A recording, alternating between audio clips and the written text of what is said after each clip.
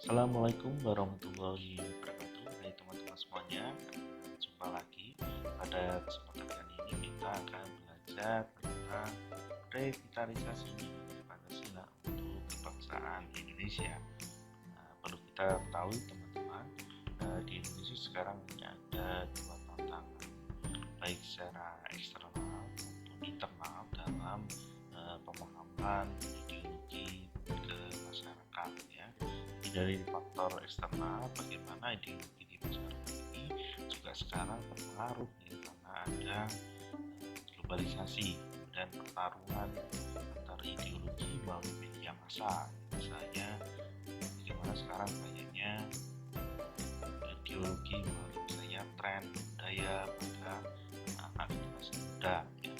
Dan yang kedua ada tantangan eksternal dan internal, yaitu berasal dari sumber keberagaman budaya, suku, agama, dan ras yang ada di Indonesia.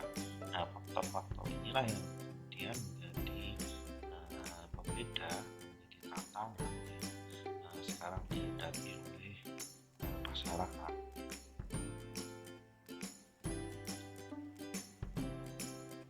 Tantangan eksternal misalnya kita bahas lebih lanjut ya.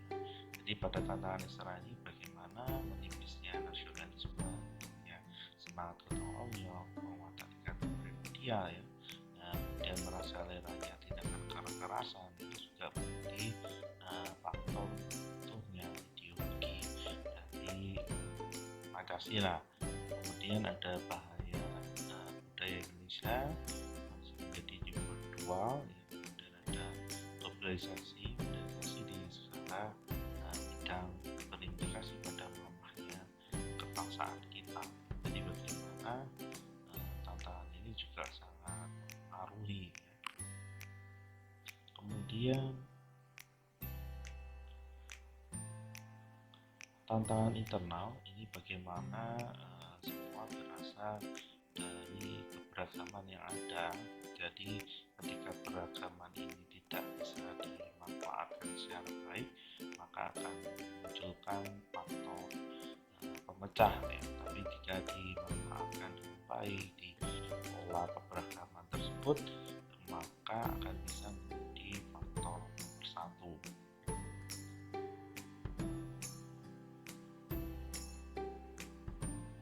Potensi kerusakan kehidupan dalam berbangsa seperti yang sudah saya jelaskan di depan, bahwa ada primordialisme, yaitu membanggakan rasa kesukuan secara berlebihan. Jadi menganggap bahwa sukunya lah yang paling baik dibandingkan dengan yang lain. Kemudian ada radikalisme, yaitu bagaimana pemikiran seseorang yang terlalu berlebihan terhadap sesuatu sehingga menganggap agama atau pemikiran yang lain itu tidak baik daripada agama atau pemikiran yang dianutnya, sehingga menunjukkan bahwa sikap yang tidak toleran. Kemudian yang terakhir adalah ketidakadilan, di mana di bidang kehidupan, ekonomi, hukum merasa belum adil secara merata ya, keadilan yang merata masih belum dirasakan. Mengapa perlunya Pancasila? Maka kita perlu melihat terlebih dahulu alasan historis. Kita pertama juga sudah mempelajari pada mata kuliah PKN 1, di mana alasan secara historis bahasa nasionalisme kebangsaan, maka bukan kekuasaan. Jadi bagaimana proses terbentuknya Pancasila ini, mulai dari sedang PKI hingga sampai dengan disahkan pada sidang PPKI pada tanggal 18 Agustus ya. Jadi bagaimana proses alur Pancasila ini sangat panjang secara historis ya. Dan nilai-nilai yang berasal dari bangsa sendiri yang hidup sampai dengan sekarang. Jadi nilai-nilai yang ada di dalam Pancasila ini adalah nilai-nilai yang utuh, yang hidup sampai dengan sekarang. Kemudian yang kedua adalah alasan sosiokultural, di mana Pancasila ini menjadi ciri khas hidup falsafah bangsa yang berbeda dengan yang lain. Jadi nilai Pancasila ini tentu berbeda dengan negara lain, misalnya Malaysia, Singapura jelas berbeda ya. Dan yang terakhir adalah falsafah hidup yang diangkat dari nilai-nilai budaya yang ada dan diinterpretasi filosofis oleh negara, di mana kita tahu bahwa pencipta dari Pancasila ini adalah Bung Karno yang kemudian disempurnakan waktu sedang GPUPKI sehingga dirumuskan menjadi Piagam Jakarta. Ya, kita perlu tahu alasan historis dan juga secara kultural bahwa nilai-nilai ini memang nilai-nilai yang diresap atau diambil dari nilai yang ada di dalam masyarakat Indonesia. Alasan filosofis yang lain bagaimana kenapa harus Pancasila menjadi ideologi negara bangsa Indonesia, bahwa Pancasila ini sebagai dasar filsafat negara dan pandangan filosofis, bagaimana konsistensinya ini untuk tindakan realitas atau nilai-nilai sila Pancasila. Jadi bagaimana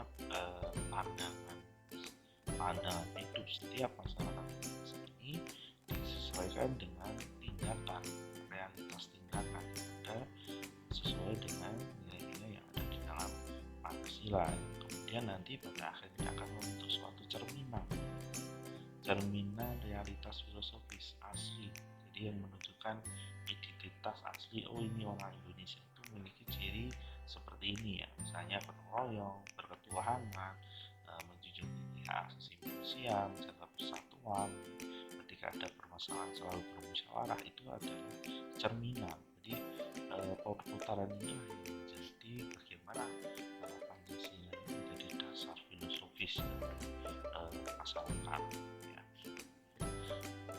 Tahap selanjutnya adalah bagaimana sebenarnya di Indonesia kita tahu bahwa Pancasila ini juga sebagai 4 pilar ya, jadi 4 pilar bangsa Indonesia.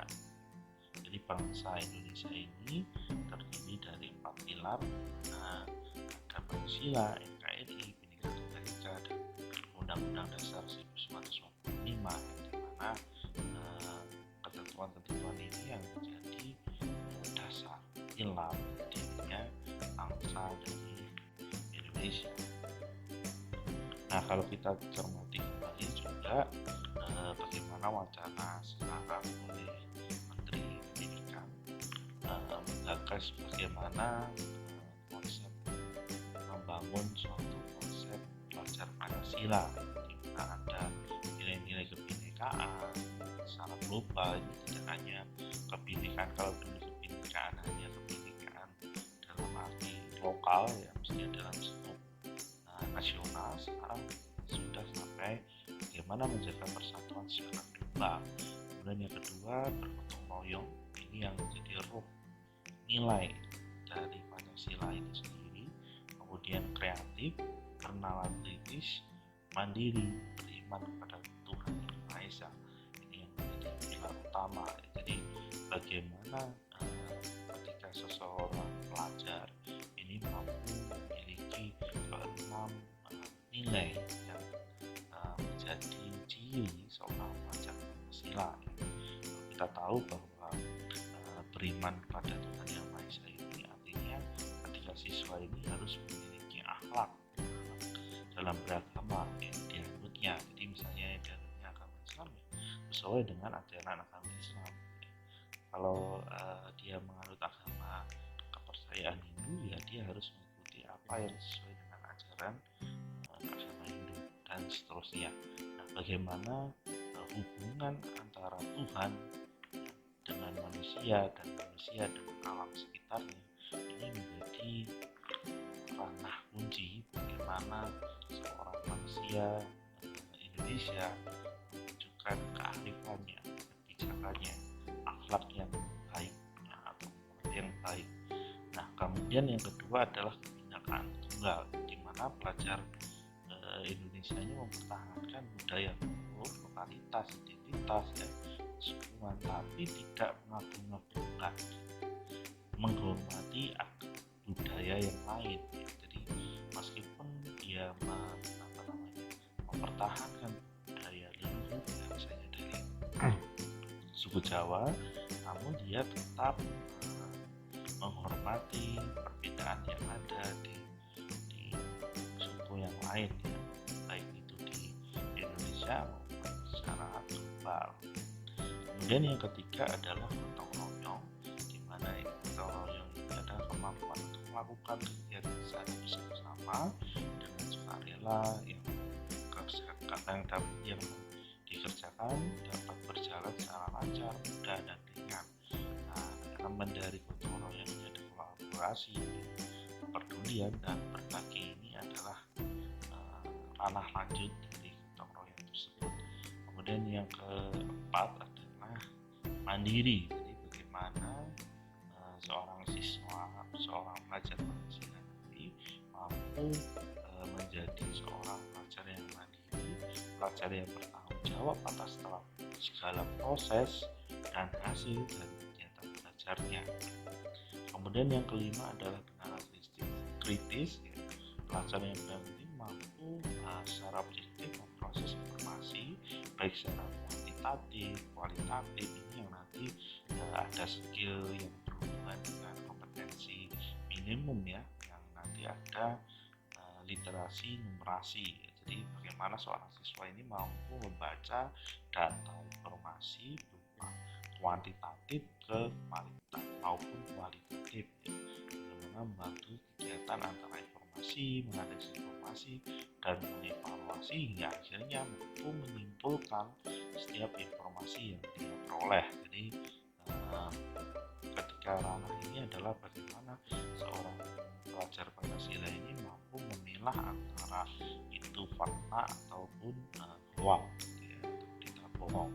Kemudian yang terakhir adalah kreatif. Bagaimana pelajar yang kreatif mampu memodifikasi, menghasilkan sesuatu yang orisinil, bermakna, bermanfaat, berdampak.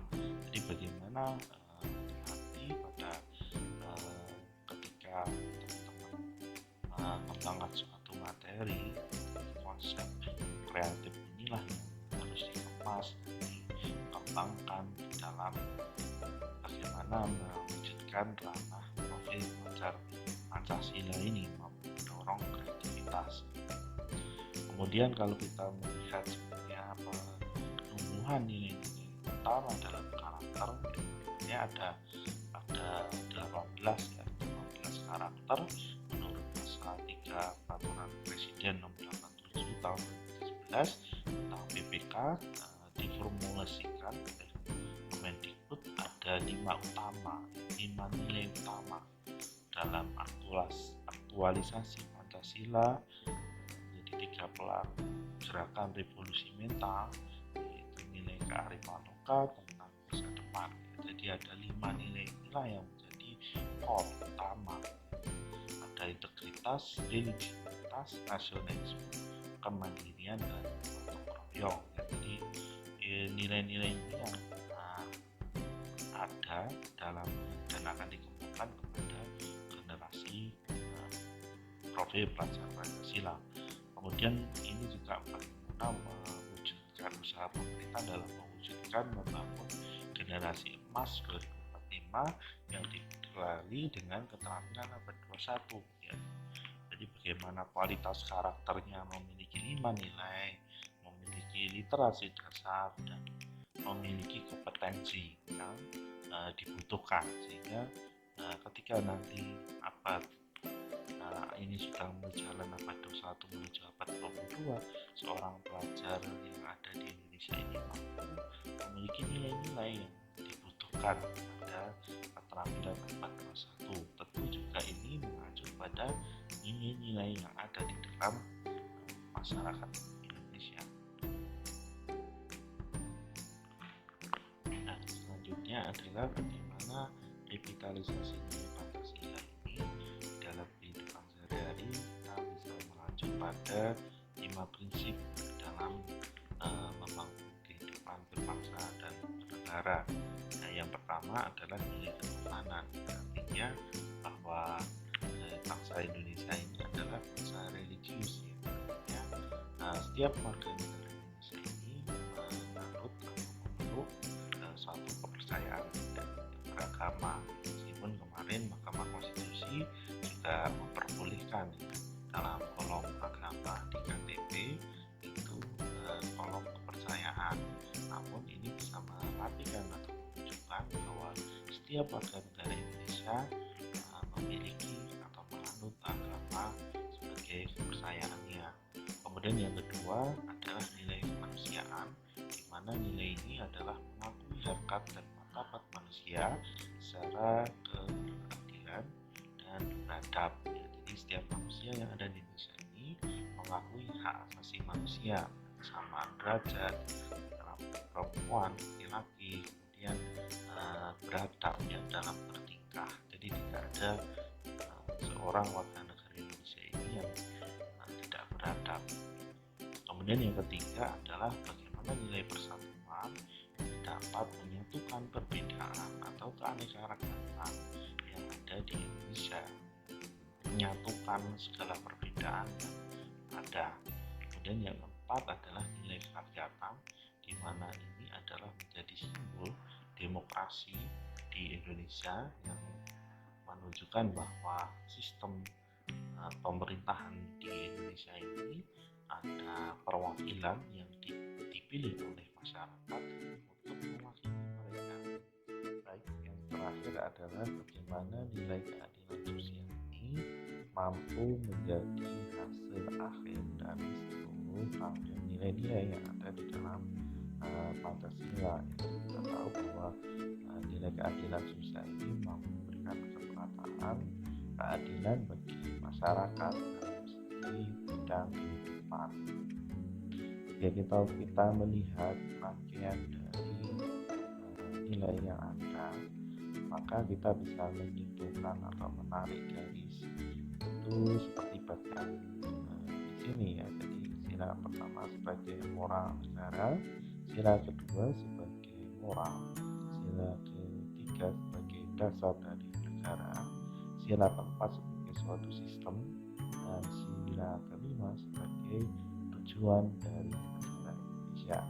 Yang kemudian menjadi ada kategori fundament moral, ada fundament politik. Nah, fundament moral dalam negara dan fundament politik dalam negara ini yang menjadi jiwa. Jadi bagaimana fundament moral ini menjamin fundament politik negara.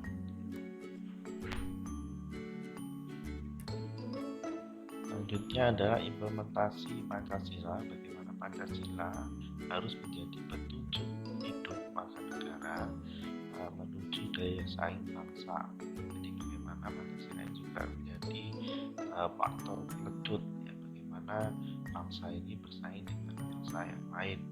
Kemudian Pancasila menjadi koridor kehidupan kebangsaan dan bernegara baik dalam konteks internal dalam konteks eksternal.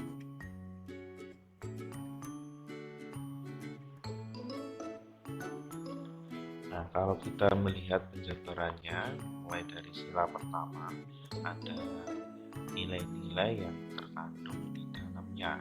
Ada 4 di sini. Ada setiap warga negara wajib berketuhanan yang Maha Esa, setiap saling menghormati dan kerjasama antar umat beragama.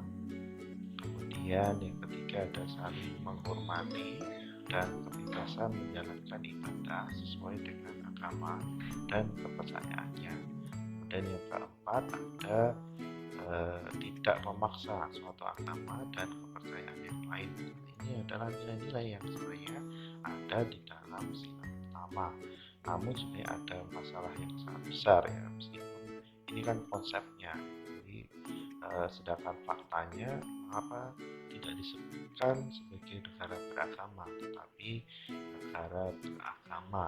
Jadi karena memang bahwa Indonesia ini tidak hanya satu agama, tetapi beragam agama, artinya memiliki 6 agama, tidak hanya agama Islam saja sebagai mayoritas ya, tapi juga memiliki agama-agama yang lain.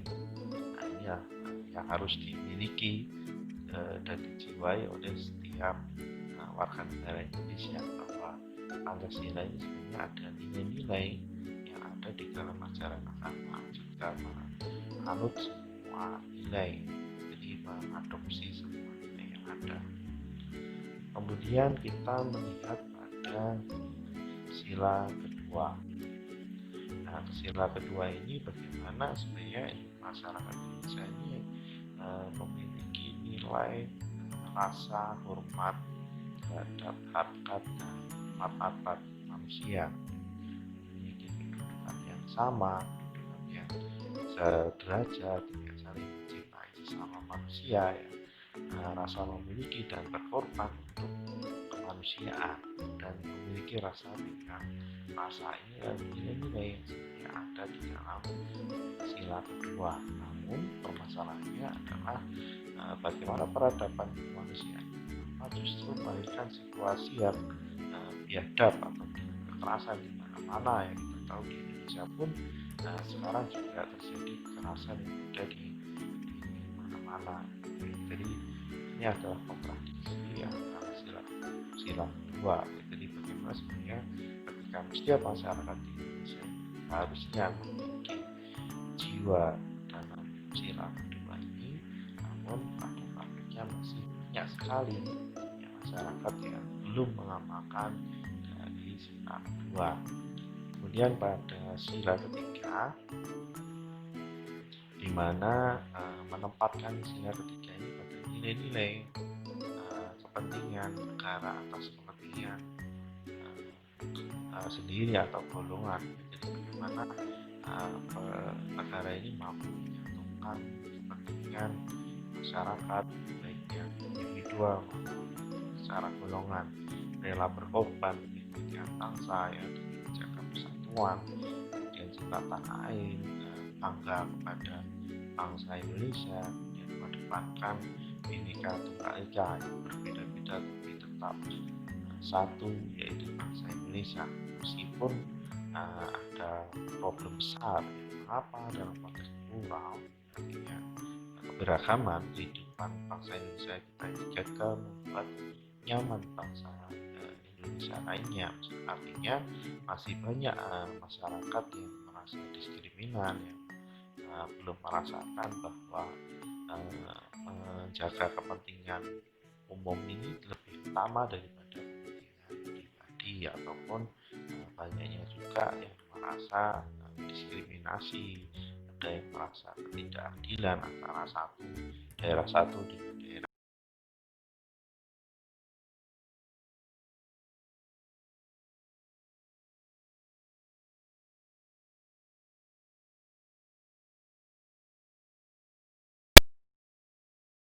Dalam kekuasaan.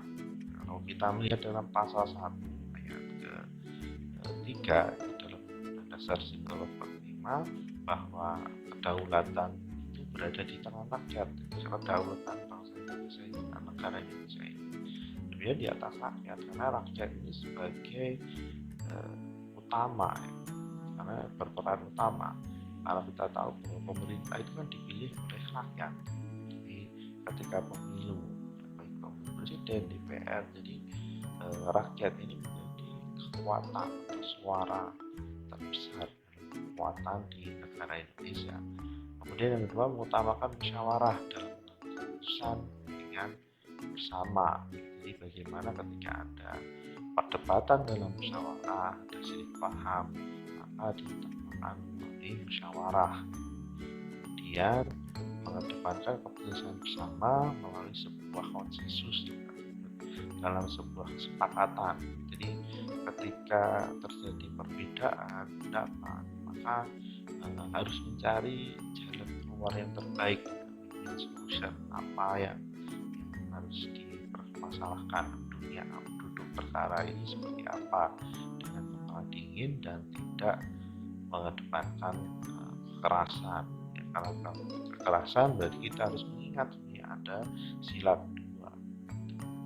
Nah, problem besarnya adalah dalam demokrasi kita lebih mengutamakan kepentingan mayoritas dan memarginalkan minoritas, ya, politik tanpa civic education.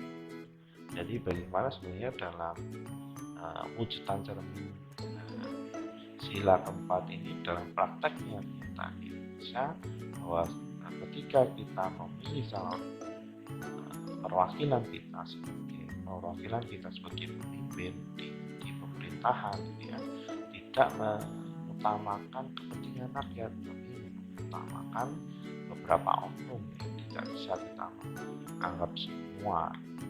Beberapa oknum mementingkan kepentingan partai, karena partai yang mengusung mereka menjadi wakil kemudian dipilih oleh masyarakat. Nah, inilah yang menjadi tumpang tindih, ya. Jadi bagaimana banyak politik kepentingan di sini.